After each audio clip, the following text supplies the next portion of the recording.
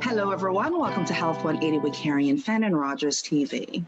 According to the Cancer Society, it is estimated in 2020 that 1,000 Canadians will be diagnosed from Hodgkin lymphoma. 100 will die out of 570 men diagnosed, 65 will die, and out of 440 women diagnosed, 40 will die.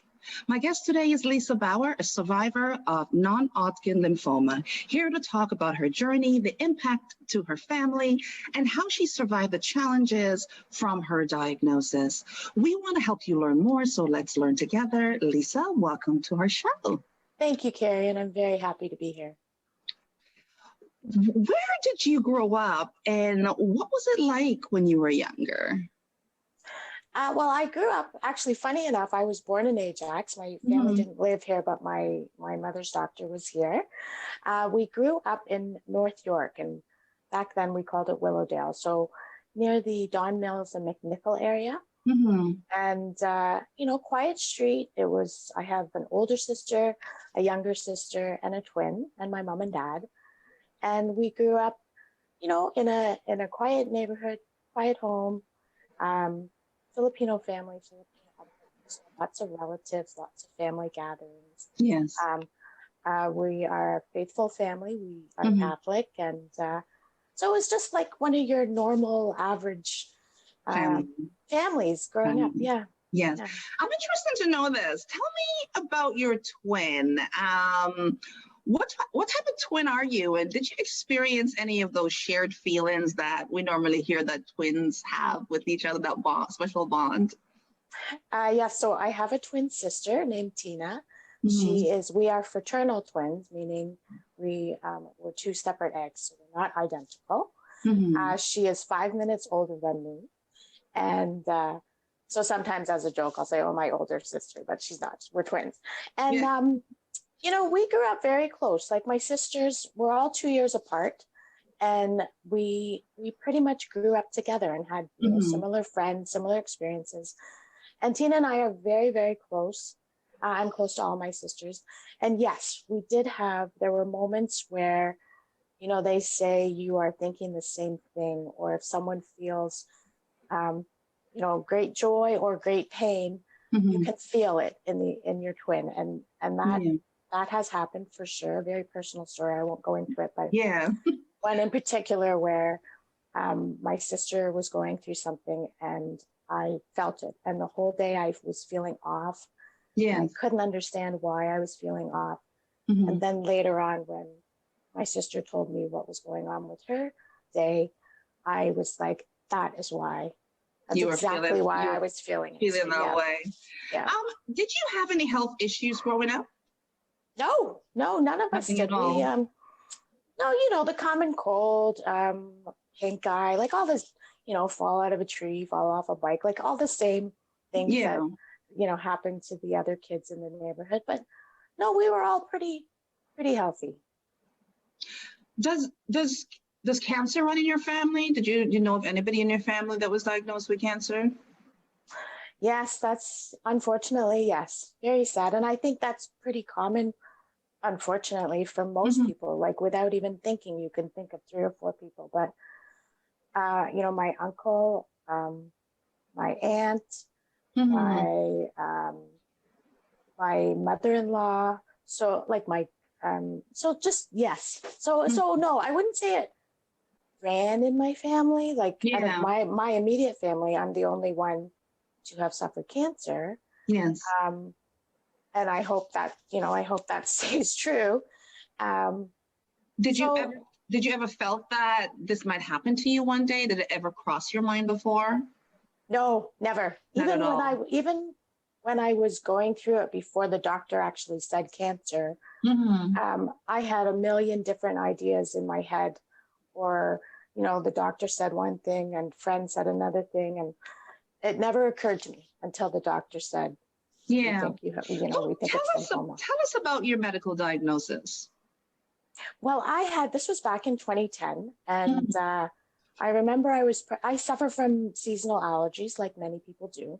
And I remember girlfriends and I were going away for the weekend to my friend's cottage. And I kept like wanting to clear my throat and just feeling like something's bugging my throat. It feels weird, not painful or anything, just weird.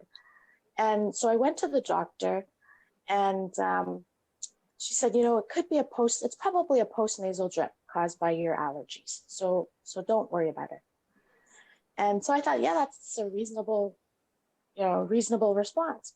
So it just kept bothering me. And then slowly my neck started to get swollen, and I was feeling really tired, and I couldn't get comfortable. And then every time I laid down, I would feel like I couldn't, like it was harder to breathe.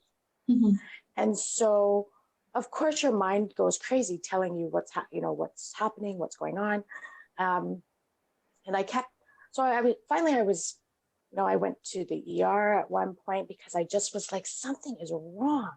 And so I went back to my doctor, and you really have to, I advocated for myself and said, please send me for tests. Like, what is this? It's not normal. So she sent me for a bunch of different tests, and it was the ultrasound technician. When he was doing the ultrasound, and he said, oh yeah, there's something there.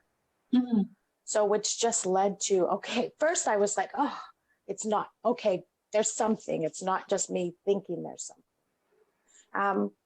And then I got sent to various doctors, and it was the endocrinologist who I went for a follow-up appointment. And actually my girlfriend, who was a registered nurse, she came with me so that someone could understand the lingo. Yes. And we were sitting at the appointment, the kids were at school, and he said a bunch of stuff, but then he said, we think it may be lymphoma. Lymphoma would be favorable. So then I looked at my girlfriend, and I was like, lymphoma? And I said, isn't that cancer? And she said, she's patting my arm, and she says, it's okay, don't worry. And the Dr. Arnott, he's like, yes, it is. But it's a very treatable cancer, and it's very early. But because of where it is, and by this point, my whole neck was swollen, and I couldn't swallow properly, couldn't really eat. And he said, it's a danger to your airway. So from here, I want you to go to the hospital. And that was I went to Centenary, and they checked me in right away. And that was sort of like the whole big picture. It was like one big blur. Did it register to you that, oh my God, I have cancer? Did you actually grasp on that concept that I actually have cancer in that moment? Yes. My initial reaction was like, what? Lymphoma? Because I had heard the word lymphoma, previously. I was like, that's cancer, isn't it? And it was more so on the way to the hospital, because it was literally a drop everything and go to the hospital right now. So that sense of urgency because of where the tumors were, the swelling was. And it was sort of like, I can't believe, like, you don't believe it. You don't believe it because, yesterday this was annoying to me or uncomfortable, but I didn't know what it was. And then today, everything is still the same, but now I know what it is, what the doctor says it is. And you kind of, you just kind of go into like, oh my God, I have cancer. So did you tell your kids right away? Do you remember telling your kids that you have cancer? And what was that moment like to actually tell your kids, what, mommy has cancer? Well, so when I had cancer, that was 11 years ago now. So my daughter would have been 11, just about 10.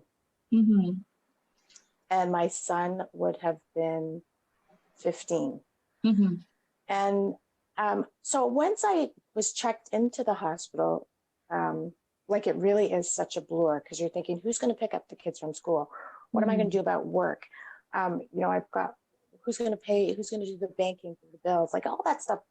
And because of where the tumor was, it ended up crushing my vocal cords, like paralyzing my vocal cords. So I ended up losing my voice. Lost my voice for about 6 or 7 months. And so they put a tracheotomy to, like, that's this hole, there's a scar there of where the hole was. And although I don't hear it in my head, later on, like when I listen to me speaking, you hear a lot of my breathing, which I don't like hearing that, but that's just part and parcel of what happened to me. So I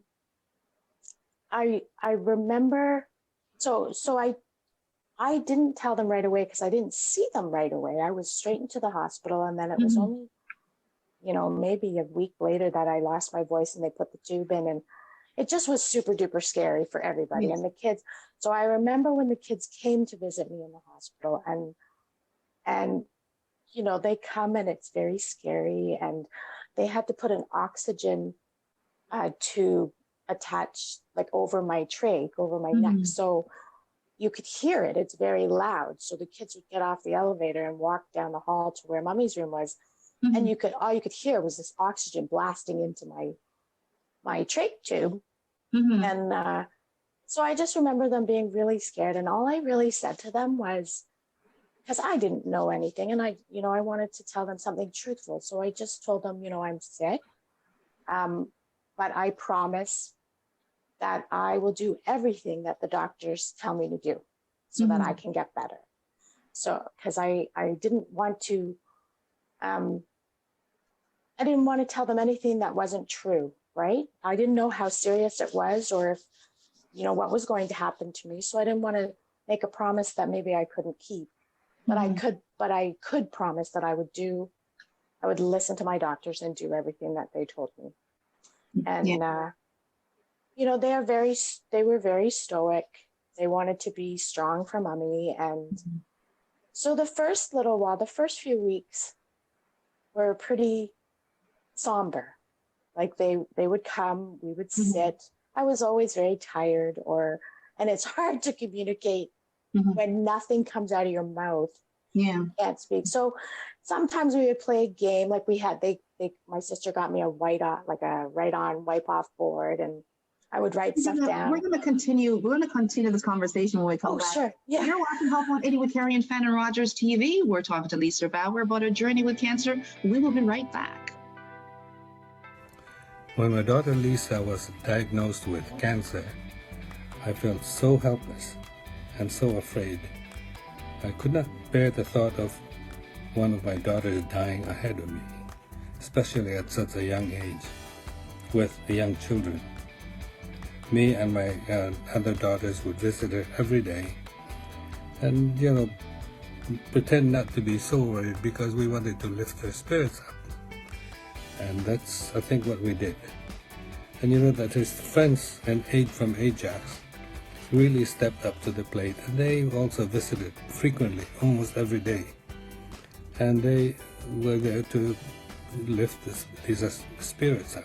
And when she finally got discharged from the hospital, it was now time to almost celebrate that she was believed to be cancer-free. This program is brought to you by Ignite TV. Now you're in command. Visit Rogers.com for more details.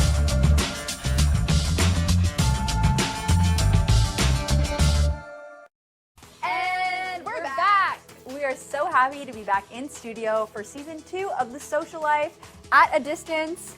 We're your hosts. I'm Ksenia Shpak. And I'm Stephanie Lorero, and we are so happy to be bringing you guys the latest trending news. We want you to be in the know. What's happening in the world of sports? What's happening in the world of entertainment? What stories are trending online? We're going to bring all that content to you and much more right here on Rogers TV.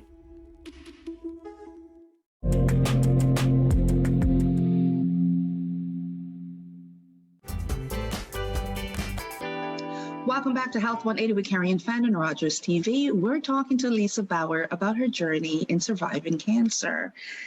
Lisa, if you can go back, what would you do differently with regards to your children cope in?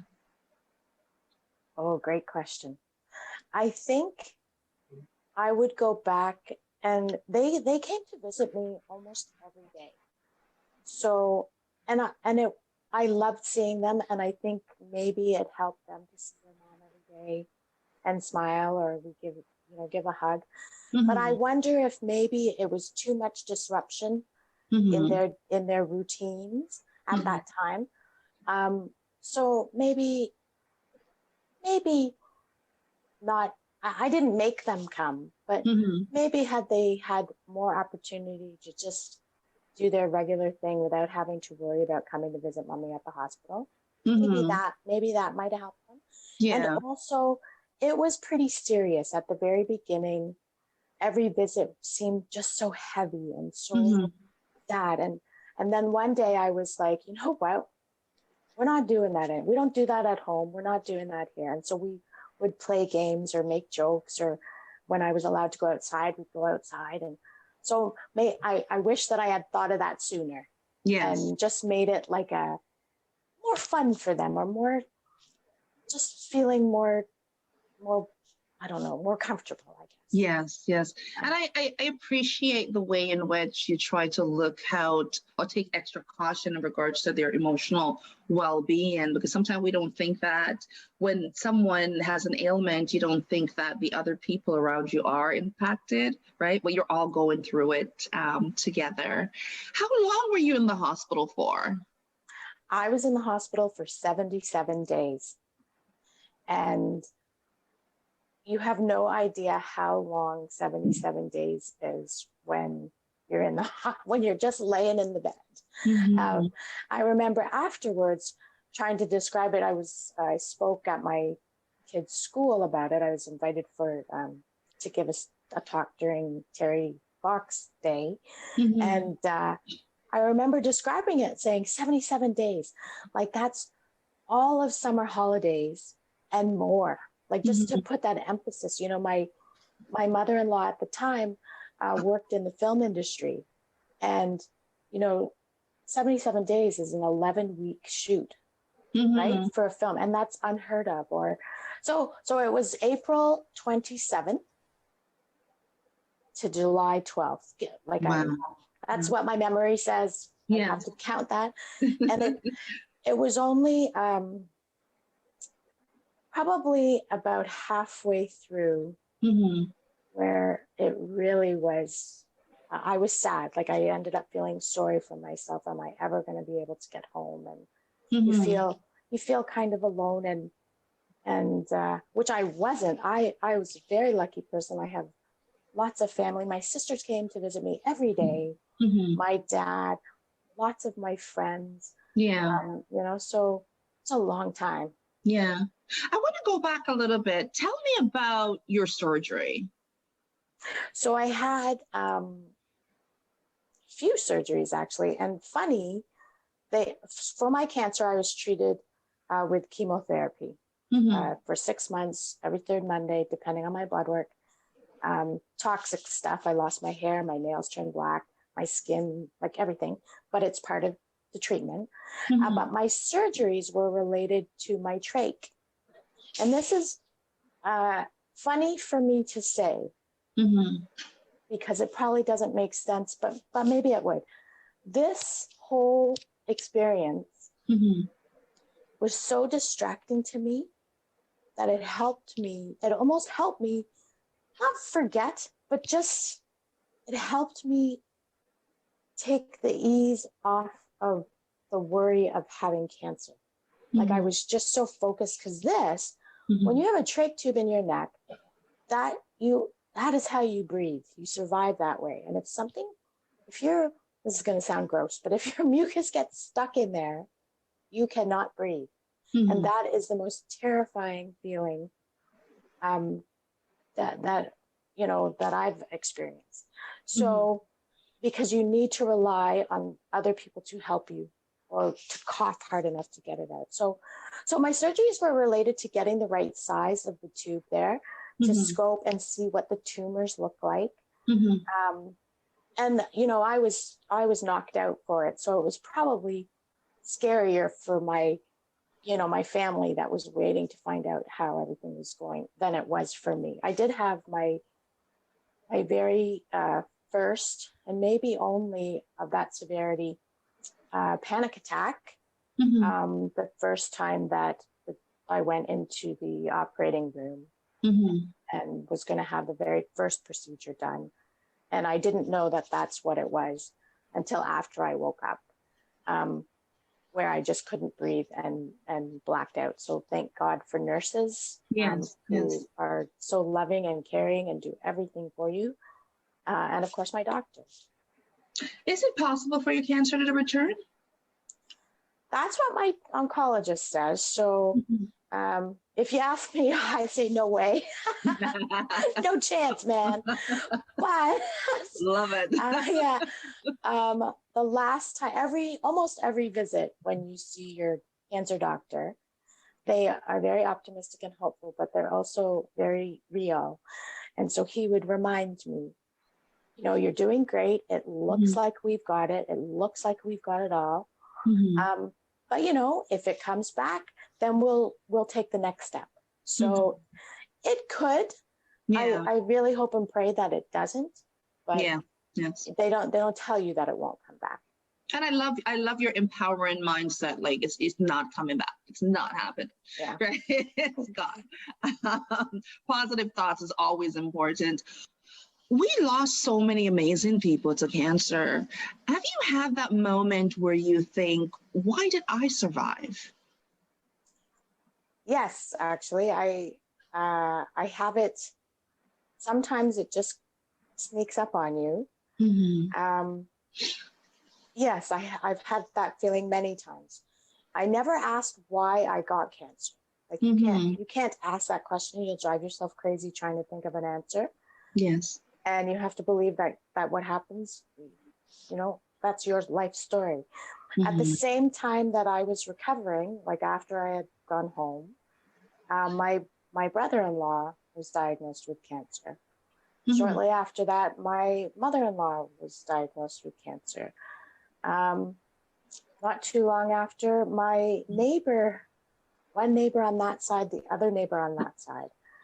And all of those people, they did not survive. So I try not to compare or brag. Like it's because it isn't fair. It isn't fair. Why did I get to survive, but my brother-in-law didn't? There's no reason.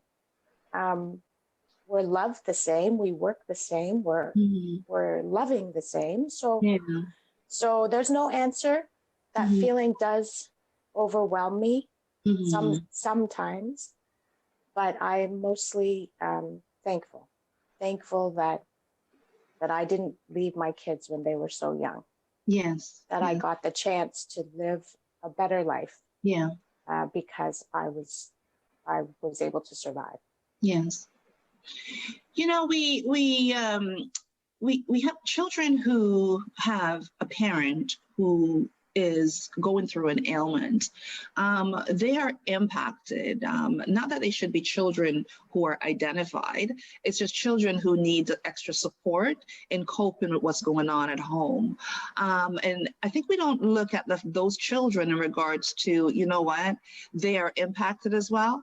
But I want to ask you this question because it's important to see the other side when it comes to children and where they land. Where is Gavin and Emma right now? How are they doing? Oh, they're awesome. They're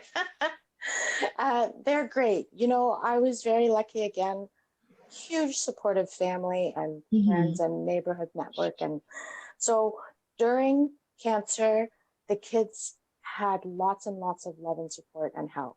And then after, like the recovery time at home, same thing. And now you look at them, my son is 27 now and is married. He was married in November 2019 to his high school sweetheart, Isa.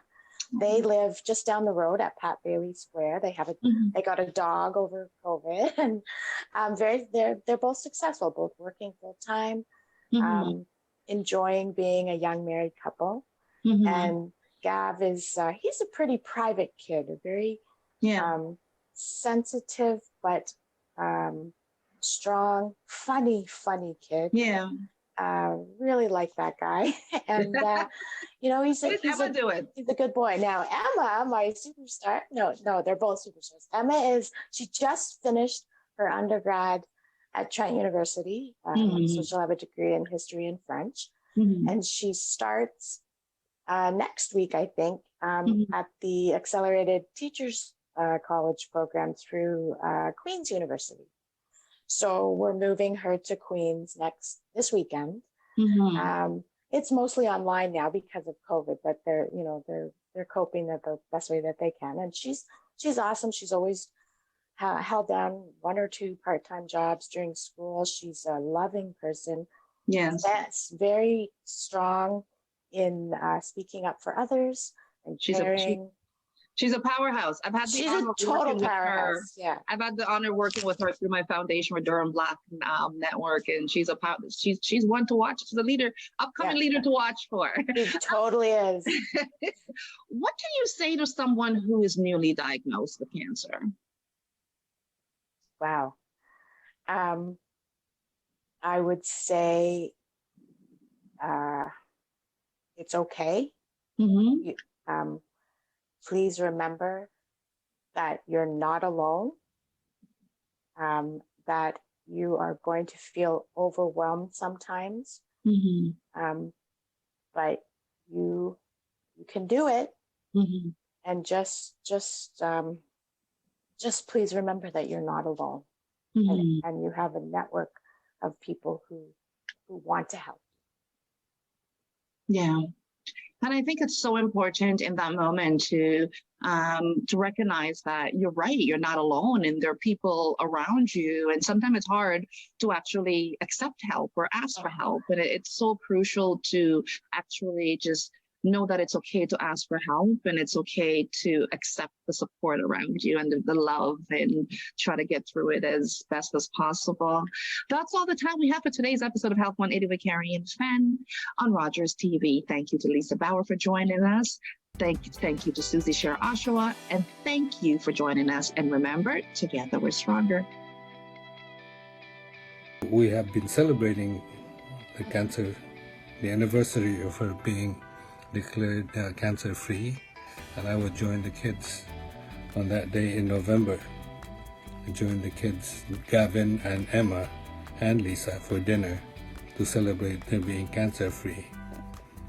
And Lisa's chance at a second life, she has made the most use of it, and I think she's much better for it. She's very thankful, and her involvement in the community is very rewarding to her. So I'm looking forward to having her being a healthy mother.